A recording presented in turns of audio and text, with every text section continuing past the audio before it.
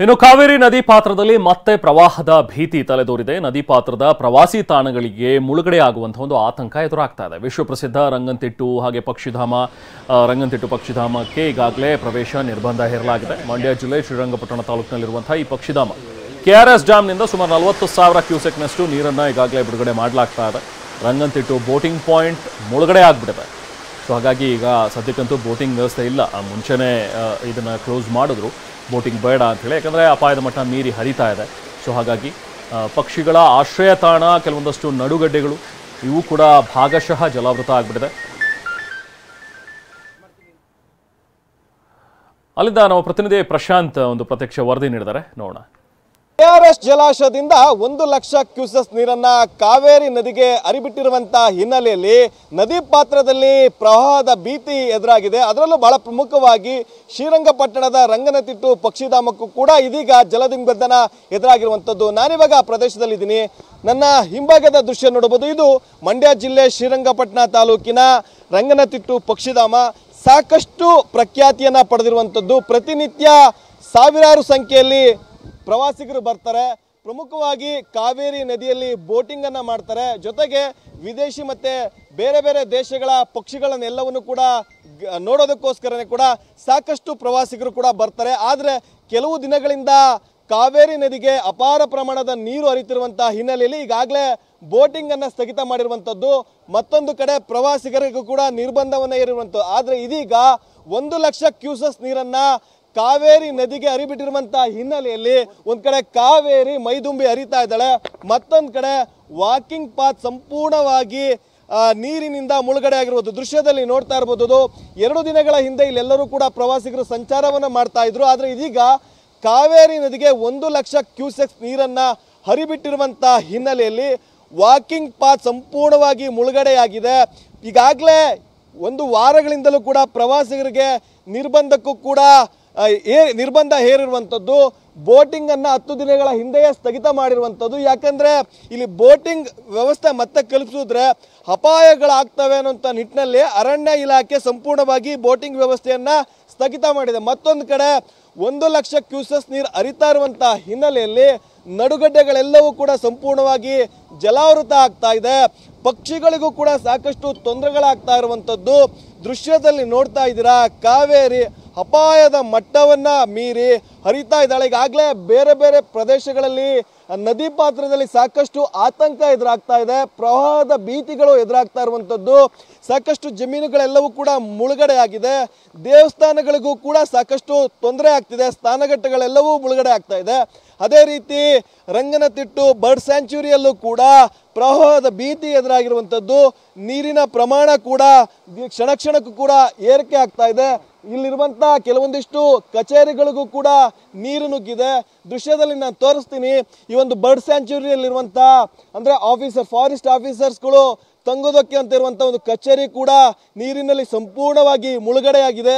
1 ಲಕ್ಷ ಕ್ಯೂಸೆಸ್ ನೀರು ಬಿಟ್ಟಿರುವಂತಹ ಹಿನ್ನೆಲೆಯಲ್ಲಿ ನದಿಯಿಂದ ಈ ಒಂದು ಬರ್ಡ್ ಸ್ಯಾಂಚುರಿಗೂ ಕೂಡ ನೀರು ಹರಿದು ಬಂದಿರುವಂಥದ್ದು ದೃಶ್ಯದಲ್ಲಿ ನೋಡ್ತಿದ್ದೀರಾ.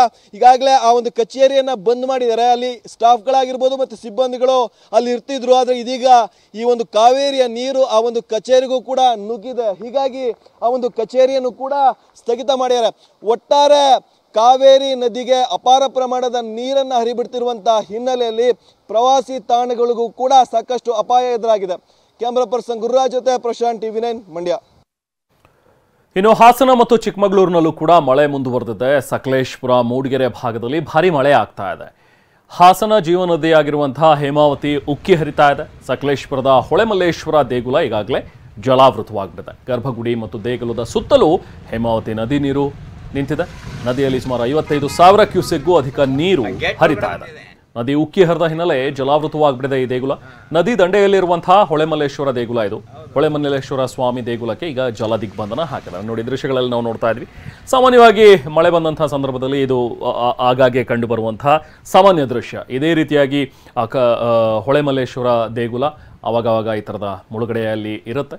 ಈ ಬಾರಿಯೂ ಕೂಡ ಹೆಚ್ಚಿನ ಮಳೆ ಆಗ್ತಾ ಇರೋದ್ರಿಂದ ಆ ಭಾಗದಲ್ಲಿ ಹೇಮಾವತಿ ನದಿ ಉಕ್ಕಿ ಹರಿತಾ ಇದೆ. ಸೊ ಹಾಗಾಗಿ ಕಾಡುಮಲ್ಲೇಶ್ವರ ದೇಗುಲ ಕೂಡ ಈಗ ಜಲಾವೃತವಾಗಿದೆ. ಇನ್ನು ಸಕಲೇಶಪುರ ಪಟ್ಟಣದ ಆಜಾದ್ ರಸ್ತೆಯೂ ಕೂಡ ಸಂಪೂರ್ಣವಾಗಿ ಜಲಾವೃತವಾಗಿಬಿಟ್ಟಿದೆ. ಹೇಮಾವತಿ ನದಿ ತುಂಬಿ ಆಜಾದ್ ರಸ್ತೆ ಈಗ ಜಲಾವೃತ ಆಗಿರುವಂಥದ್ದು. ಹಲವು ಅಂಗಡಿಗಳಿಗೆ ನೀರು ನುಗ್ಗಿದೆ. ಹೇಮಾವತಿ ನದಿ ನೀರು ಈಗಾಗಲೇ ಸ್ಥಳಕ್ಕೆ ಸಕಲೇಶಪುರ ತಹಶೀಲ್ದಾರ್ ಮೇಘನಾ ಅವರು ಭೇಟಿ ಕೊಟ್ಟಿದ್ರು. ಮನೆ ಮತ್ತು ಅಂಗಡಿಗಳಿಂದ ಸುರಕ್ಷಿತ ಸ್ಥಳಕ್ಕೆ ತೆರಳುವುದಕ್ಕೆ ಸೂಚನೆಯನ್ನು ಕೊಟ್ಟಿದ್ದಾರೆ.